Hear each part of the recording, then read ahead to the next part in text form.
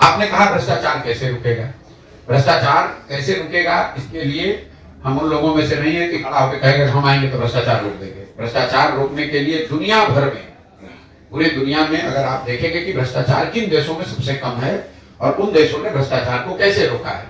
दुनिया में सबसे ईमानदार समझे जाने वाले जो देश हैं वो हैं Scandinavian countries, Norway, Sweden, Denmark. वहां पर सबसे कम भ्रष्टाचार है। उन देशों में भ्रष्टाचार को कैसे रोका गया? उन्होंने 4 चीज की है।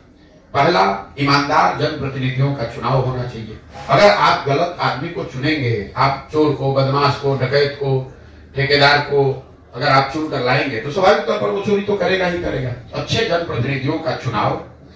दूसरा, सत्ता और संसाधन का विकेंद्रीकरण। बिहार में अभी जो व्यवस्था है, ये पूरी बिहार की शासन व्यवस्था को 2 नेता, नीतीश कुमार, तेजस्वी यादव और उनके 5 अफसर चला रहे हैं।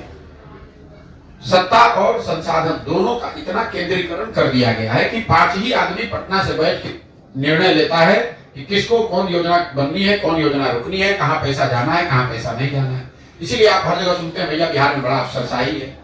तो पहला, ईमानदार जनप्रतिनिधियों का चुनाव। दूसरा, सत्ता और संसाधन का विकेंद्रीकरण। तीसरा, जन भागीदारी।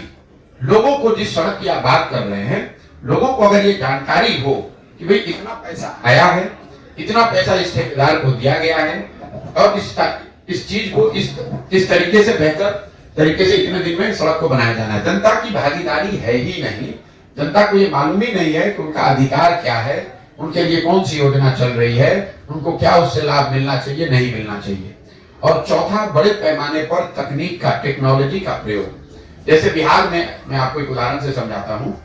यहाँ पर नल जल योजना में हुए भ्रष्टाचार की चर्चा घर घर में है, हर आदमी बात कर रहा है। नल जल योजना को बनाते समय जो ये कितना हजारों करोड़ रुपए खर्च किए गए, अगर योजना को बनाते समय उसमें एक टेक्नोलॉजी का प्रयोग किया गया होता, स्मार्ट मीटर लगा दिया गया होता, तो पटना से बैठकर आप ये देख पाते कि कब मोटर ऑन हुआ, कितना पानी डिस्चार्ज हुआ, कितना पानी लोगों को मिला और कितना पानी बर्बाद हुआ। अगर आपने उस तकनीक का उपयोग किया होता तो आपको गांव-गांव में पूछने की जरूरत नहीं थी कि योजना चल रही है कि नहीं। पटना में बैठा हुआ एक कंट्रोल रूम बता सकता था कि आज कितने नल जल योजना में सुबह में 8 बजे मोटर चालू हुआ, कितने जगह मोटर चालू नहीं हुआ, कितने जगह पानी कितना डिस्चार्ज हुआ। इन 4 चीजों के समावेश से भ्रष्टाचार पर बहुत बड़े पैमाने पर अंकुश लगाया है। खत्म नहीं होगा, खत्म बिल्कुल नहीं हो सकता है, ये आप मान लीजिए। ये जो कहता है वो झूठ बोलता है।